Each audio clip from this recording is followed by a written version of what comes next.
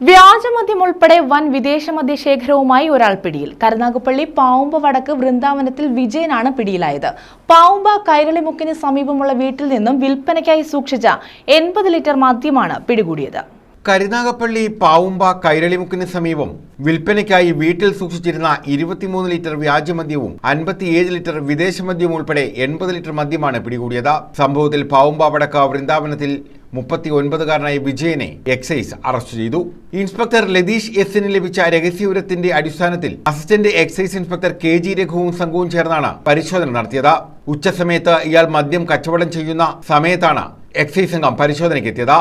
എക്സൈസിനെ കണ്ട് ഓടി രക്ഷപ്പെടാൻ ശ്രമിക്കുന്നതിനിടെ ഇയാളെ പിടികൂടി ദേഹപരിശോധന നടത്തിയപ്പോഴാണ് ശരീരത്തിൽ സൂക്ഷിച്ചിരുന്ന മദ്യം കണ്ടെടുത്തത്. തുടർന്ന് ഇയാളുടെ വീട്ടിൽ പരിശോധന നടത്തി കൂടുതൽ മദ്യശേഖരം കണ്ടെടുത്തു.